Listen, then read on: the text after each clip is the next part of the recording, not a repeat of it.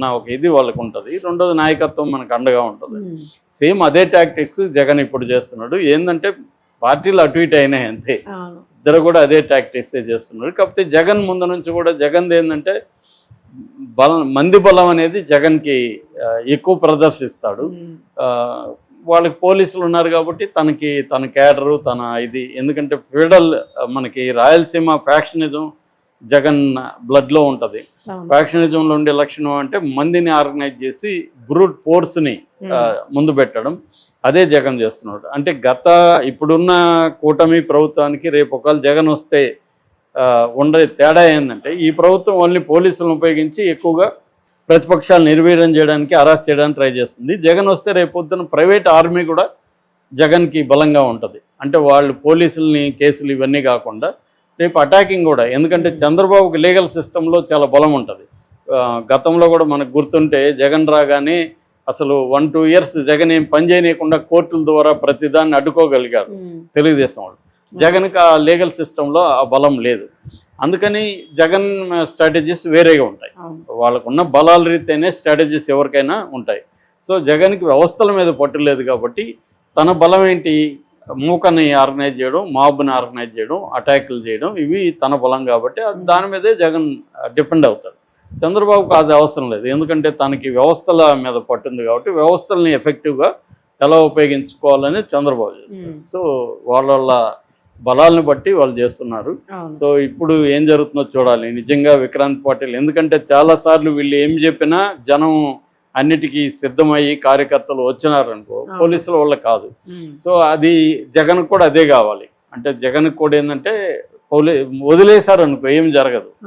నువ్వు ఎప్పుడైతే అడ్డుకుంటేనే కొడతారు, దెబ్బలు తింటారు, వాళ్ళల్లో ఇంకా కసి పెరుగుతుంది. సరే అరెస్టులు చేస్తే చేయండి అన్నట్టుగా తయారవుతారు. అంటే ఒక సామెత ఉందన్నమాట, ఒకే ఆయుధాన్ని పదే ఉపయోగించకూడదు యుద్ధంలో అని. అంటే శత్రువుకి అర్థమైపోతుంది ఈ ఆయుధాన్ని ఎలా ఎదుర్కోవాలి. సో చంద్రబాబు ప్రభుత్వం కూడా అదే తప్పు చేస్తుంది. పదే అదే పని చేయడం ద్వారా ఆయుధానికి పవర్ పోతుంది. దాన్ని లిమిటెడ్గా వాడాలి. లిమిటెడ్గా వాడకుండా విచ్చలవిడిగా వాడితే అది పవర్ పోతుంది. ఇప్పుడు ఆంధ్రప్రదేశ్లో అదే జరుగుతుంది. చేశారని చెప్పి ఆయన మీద వాళ్ళ కొడుకు చంద్రశేఖర్ మీద కేసులు పెట్టి అరెస్ట్ చేశారు. ఇప్పుడు వాళ్ళు జైల్లో ఉన్నారు. జైల్లో ఉన్న వాళ్ళని పరామర్శించడానికి జగన్ వెళ్తున్నాడు. 11 గంటలకి ఓరవకల్లు ఎయిర్పోర్ట్లో దిగి అక్కడ నుంచి రోడ్డు మార్గాన పంచలింగాల దగ్గర ఉన్న జిల్లా జైలుకి చేరుకుంటాడు జగన్. సో దాదాపు 1 గంట నుంచి 3 గంటల లోపల ములాఖత్తు ఉంటుంది. ముందు జైల్లో అతన్ని పరామర్శించి దాని తర్వాత వాళ్ళ ఇంటికి వెళ్ళి ఇంట్లో వాళ్ళని పరామర్శించడం, ఇది జగన్ ప్రోగ్రాం. అయితే మామూలుగా జగన్ ఎప్పుడు వెళ్ళినా వందల వేల మంది తీసుకొని ఆర్గనైజ్ చేసి దాన్ని ఒక దండయాత్రలాగా, అంటే పరామర్శలాగా కాకుండా ఒక దండయాత్రకి వెళ్తున్నట్టుగా చేయడం, వాళ్ళు రకరకాల విన్యాసాలు చేయడం, స్లోగన్స్ ఇవ్వడం, ఇది చేస్తున్నాడు జగన్. అది ప్లాన్డ్గానే జగన్ చేస్తున్నాడు. ఎందుకంటే ముఖ్యంగా ఇప్పుడు తెలుగుదేశం ప్రభుత్వం వచ్చినప్పటి నుంచి కూడా, అంటే కూటమి ప్రభుత్వం వచ్చినప్పటి నుంచి కూడా వైసీపీని నిర్వీర్యం చేయాలని చెప్పి దాంట్లో ఎక్కడెక్కడ యాక్టివ్గా నాయకులు ఉంటారో వాళ్ళందరి మీద కేసులు పెట్టడం, సోషల్ మీడియా మీద క్రాక్ డౌన్ చేయడం, ఇది తెలుగుదేశం ప్రభుత్వం చేస్తుంది. దీన్ని ఎదుర్కోవాలంటే జగన్కు ఉన్న ప్రాబ్లం ఏంటంటే గతంలో అధికారంలో ఉన్నప్పుడు కార్యకర్తలను కానీ ఎమ్మెల్యే ఎంపీలను కూడా సరిగ్గా పట్టించుకోలేదు. తన చుట్టూ కోటర్ని పెట్టుకున్నాడు, వాళ్ళే కలుస్తూ ఉండేవాళ్ళు, జగన్ కలిసేవాడు కాదు. అందువల్ల కార్యకర్తలు అసంతృప్తి ఉంది. పైగా ఇప్పుడు ఈ ప్రభుత్వం వాళ్ళ మీద కేసులు పెట్టడం, తర్వాత కొంతమందిని అరెస్టులు చూపించకుండా తీసుకెళ్ళి కొట్టడం, ఇలాగా చేస్తుంది. కాబట్టి జగన్ పట్టించుకోకపోతే కార్యకర్తల్లో ఇది వస్తుంది. అది వచ్చినప్పుడు రేపు ఎన్నికల్లో జగన్కి ప్రాబ్లం. అందుకని జగన్ ఏం చేస్తున్నా అంటే ఎవరైనా వాళ్ళ మీద ఇట్లాగా కేసులు పెట్టి అరెస్ట్ చేసినప్పుడు వాళ్ళని వెళ్ళి పరామర్శించడం అనేది చేస్తున్నాడు. పొలిటికల్ లీడర్గా అతను ఆ పని చేయడం కరెక్టే. కాకపోతే ఇక్కడ ఏంటంటే అది మామూలుగా ఇప్పుడు ఆయన పని ఏంటి, వెళ్ళి ములాఖత్తుకి వెళ్ళి ములాఖత్తులో పరామర్శించి మళ్ళీ రావాలి. కానీ ఏం చేస్తున్నాడు, అదొక పెద్ద రోడ్ షో లాగా చేసి గంటల పాటు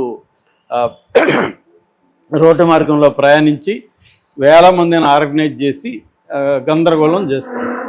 ఇది ఎందుకు చేస్తున్నాడు అంటే తన బల ప్రదర్శన బేసిక్గా ఏంటంటే కేడర్లో ఉత్సాహాన్ని నింపడం కోసం బల ప్రదర్శన చేయాలి. రెండోది ఒక నెరేటివ్ని జనంలోకి తీసుకురావాలి. అంటే జగన్కి బలం పెరుగుతుంది, జగన్ పట్ల జనం బాగా ఇది ఉన్నారు, ఈ ప్రభుత్వ వ్యతిరేకత ఉంది, అందుకనే ఇంతమంది జనం వస్తున్నారు అన్నది ప్రజలకు తెలియజేయాలి. అది కొంతవరకు సక్సెస్ అయ్యాడు జగన్. మొన్న కూడా సీదిరి అప్పలరాజుని పరామర్శించడానికి కానీ, లేకపోతే కోస్తాలో పర్యటన కానీ, ఇవన్నీ కూడా విపరీతంగా జనం వచ్చారు. మామూలుగా జనం వచ్చారంటే జనాన్ని ఆర్గనైజ్ చేస్తే వస్తారు, వాళ్ళకి ప్యాకెట్లు ఇవ్వాలని అదే అనేది అది కరెక్టే కావచ్చు, కానీ అది అన్ని పార్టీలకు కూడా వర్తిస్తుంది. జగన్కి అయితే జనం వస్తున్నారు అంతవరకు అయితే. ఇంతకుముందు కూడా వచ్చేవాళ్ళు, గతంలో కూడా వచ్చినా కూడా మరి ఓడిపోయాడు కదా. కాబట్టి ఏదేమైనా జగన్ ఇంకా వేరే ఇప్పుడు, ఎందుకంటే రాజకీయ నాయకులకి అన్ని అస్త్రాలు ఏమి ఉండవు, ఉన్న అస్త్రాలనే ఎఫెక్టివ్గా మళ్ళీ మళ్ళీ వాడాలి. వాళ్ళ దగ్గర ఏమి కొత్త ఆయుధాలు ఎక్కడి నుంచి వస్తాయి.